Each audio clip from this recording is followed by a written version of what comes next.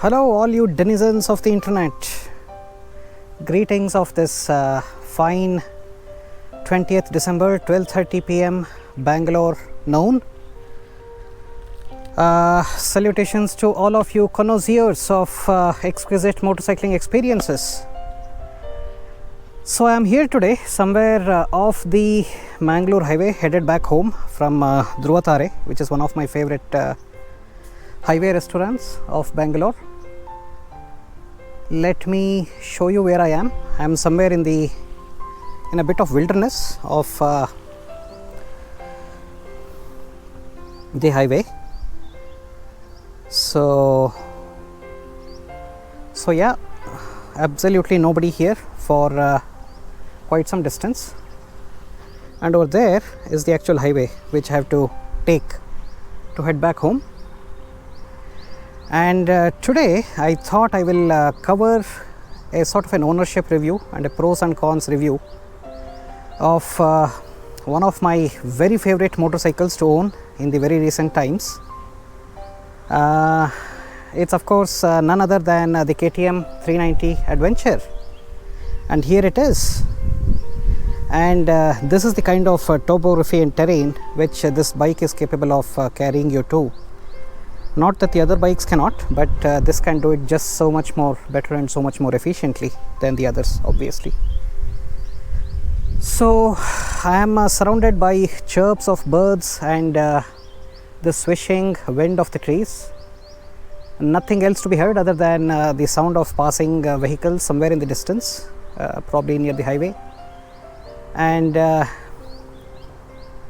just look at the sights, guys. This right here is the reason why I come out on my motorcycle. Can it really get any better than this?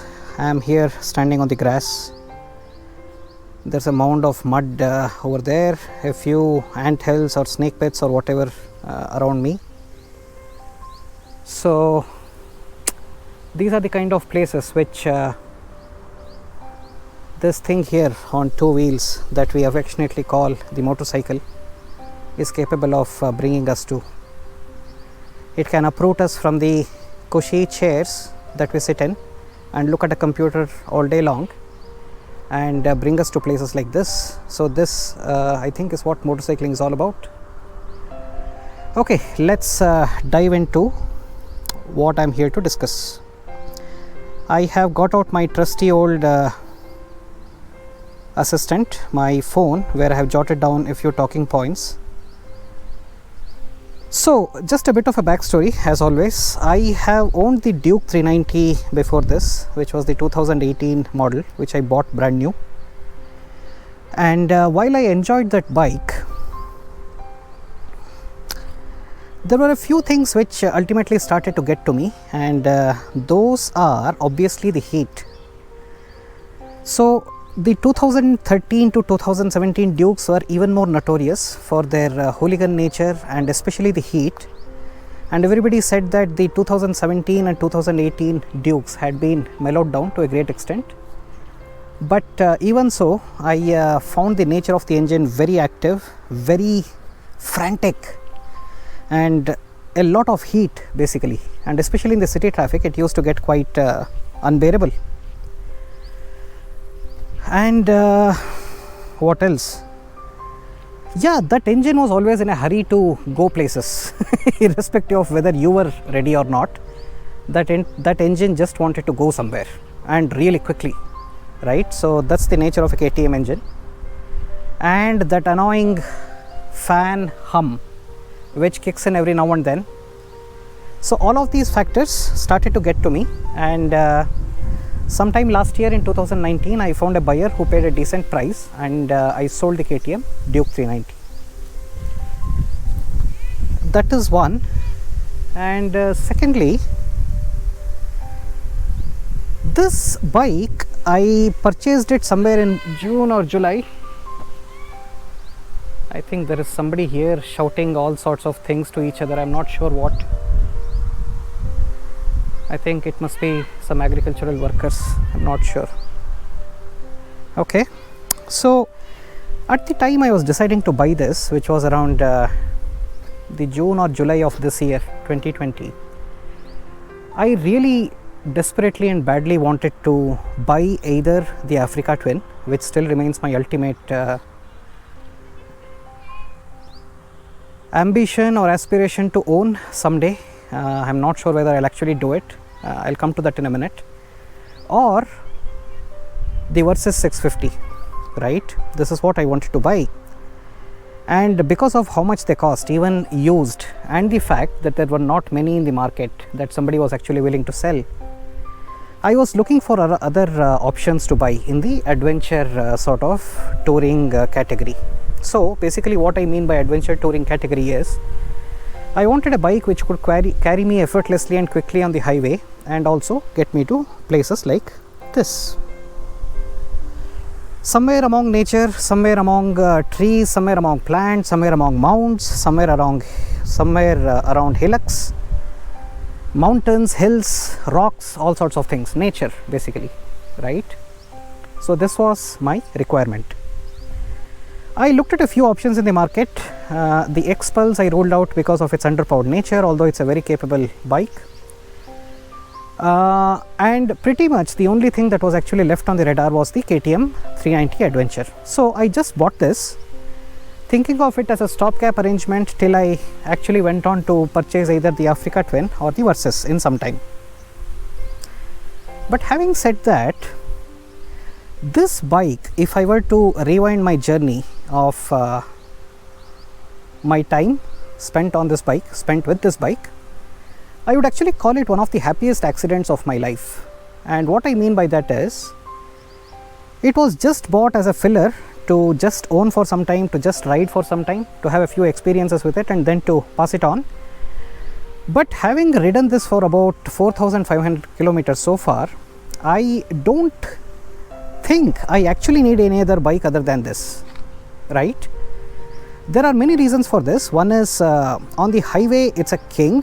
It's a legend on the highway. The kind of things you can do on this bike on the highway with its power, it's unimaginable, and I didn't expect it at all, right? The power, the sheer power of that engine right there, it's unbelievable, unbelievable. The kind of command which you get on the highway, the height at which you sit, the commanding road presence this bike has, all of that left me spellbound and speechless. I am now at a point where I actually think I don't need any of the Africa Twins or the Versys anymore. This bike is taking all of my boxes and more, and then some more, and then much more. So this is where I am with this bike. And what I always keep saying is, so I have another bike as well, as some of you may be knowing, which is the Honda CB350, which I bought recently.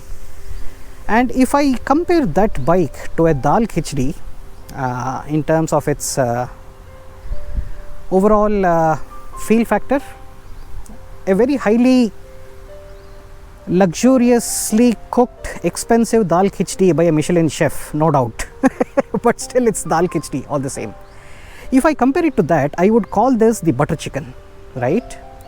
I am a vegetarian myself. I don't eat any sort of meat, nor even eggs, but in terms of the sheer feel, it's like, it must be like eating one of those exquisitely, cooked chicken dishes, which many of my friends so love and so relish and, eat it with a lot of succor.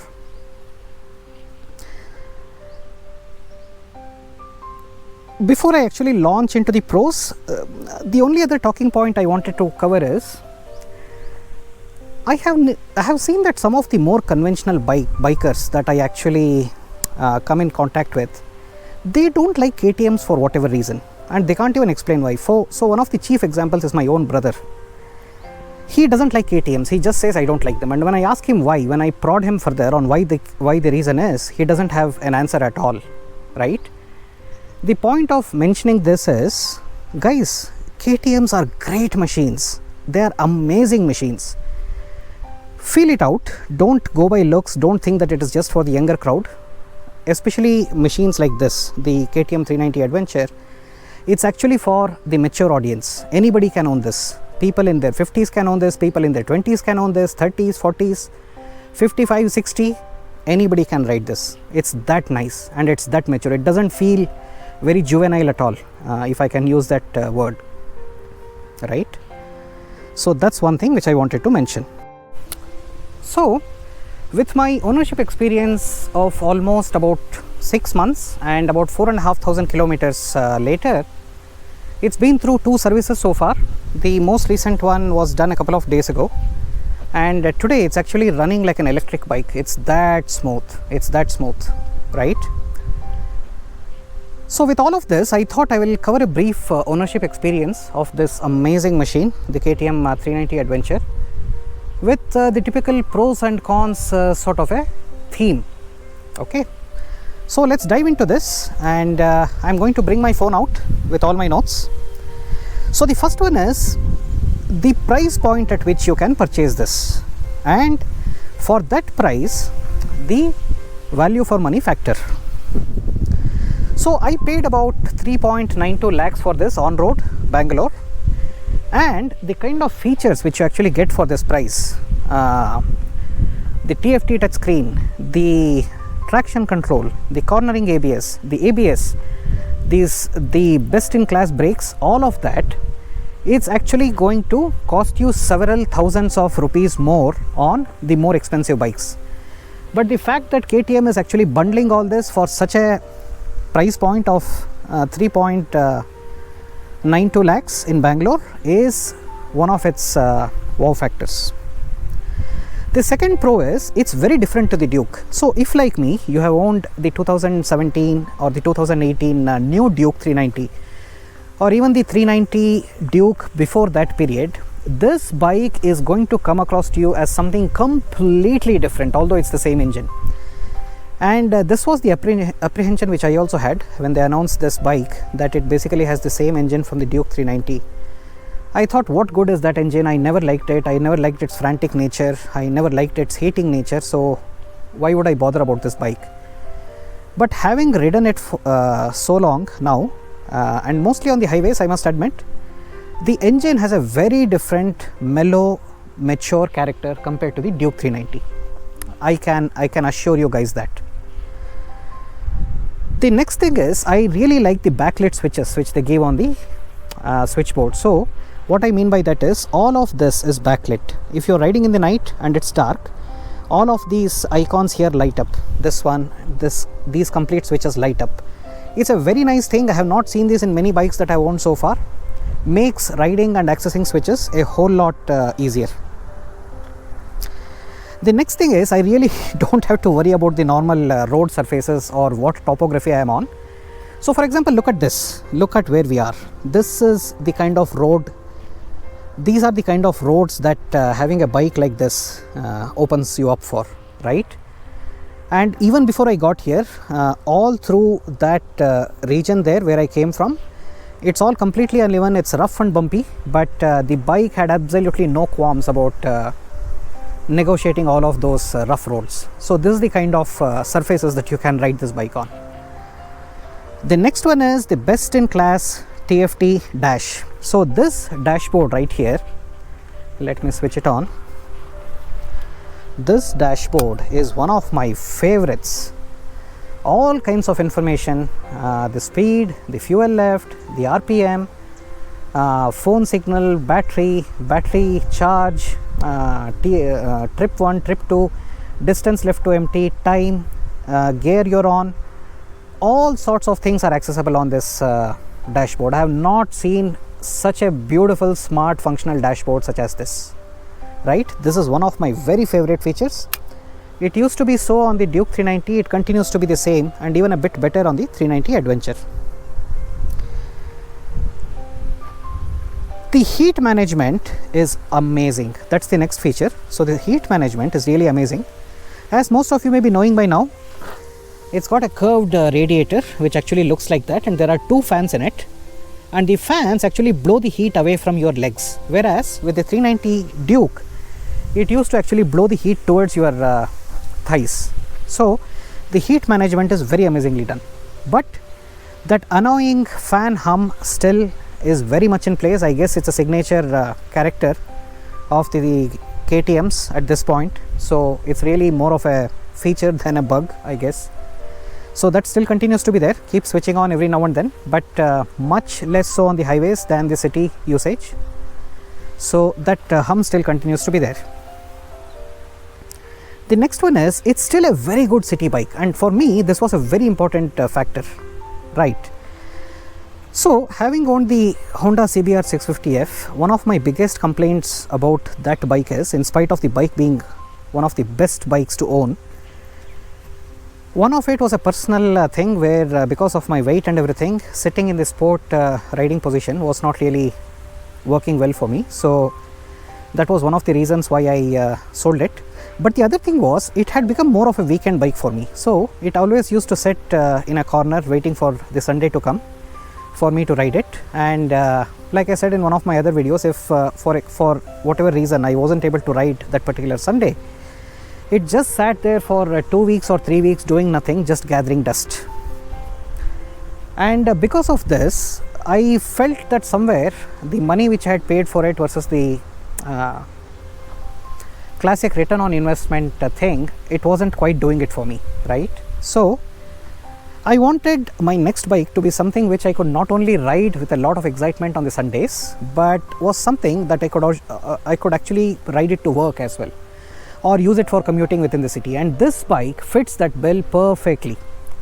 It's just a bigger bike, it doesn't get a tremendous amount of attention from others. I can take it anywhere within the city, very easy to negotiate, park it anywhere, finish my work, come back, get on top of it and ride back home again. This is that sort of a bike. So this is another advantage which I think it has for me. The next one is, so this bike actually comes with the crash guards installed and also these hand guards installed right here. Now this is very good on KTM for actually providing this, the crash guard and the hand guards, because so many other manufacturers take the route of not providing these and then looking for a chance to sell you these for a little more money once you purchase the bike. But really good on KTM for providing these out of the box. That's another thing which I liked. The next one is the Ktm Service Center. So I have been to quite a few service centers to service my bikes, Royal Enfield and Honda and Bajaj and even the KTM. The feeling which I get in a typical KTM service center is quite unlike the feeling which I get in any of the other service centers. What I mean by that is very well trained and very work conscious, ethic conscious staff. So typically if I were to compare this to something like one of the Royal Enfield service centers that I have been to, so there people were chit-chatting to each other, cracking jokes, not at all focusing on the bike, just generally whiling away their time, having coffee together. I have not seen any of such things on the KTM service centers. Very professional people, very work-minded, very keen to get the job done, and basically all in all very enthusiastic to do their best and give you a well-serviced bike back. So this is one of the best things that I like about the KTM experience.